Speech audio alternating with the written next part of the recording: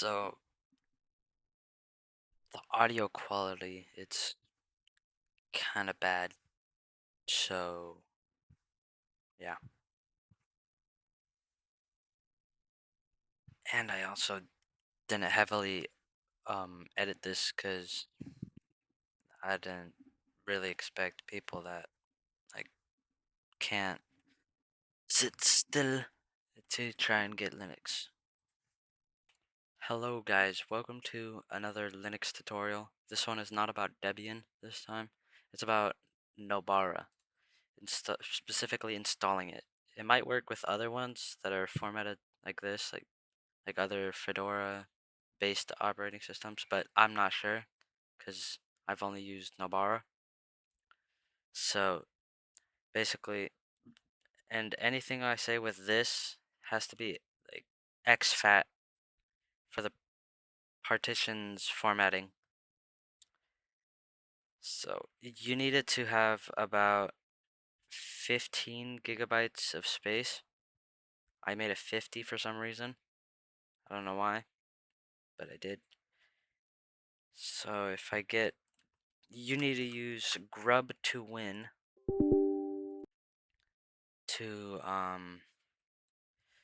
actually do this. So this one is to find the files inside of this partition. It has to be labeled exactly the same.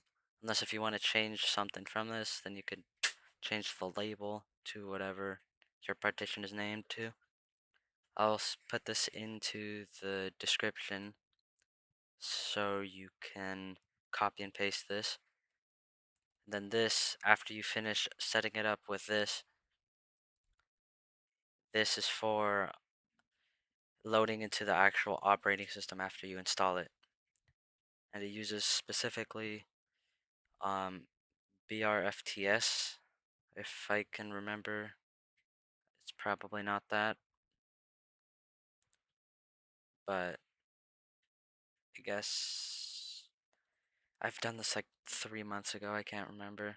But so that's basically it.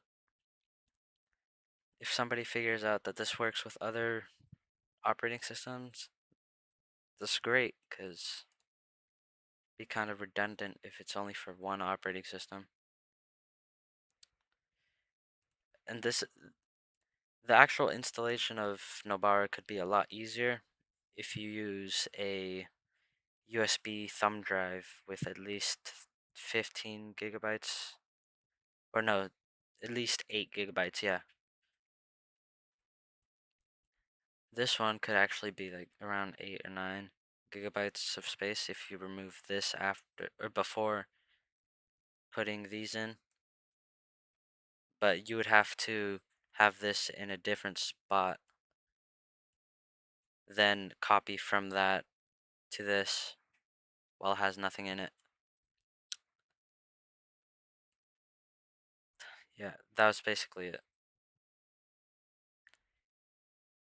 If you that helped, like the 4 people that watched this, make sure to like and subscribe.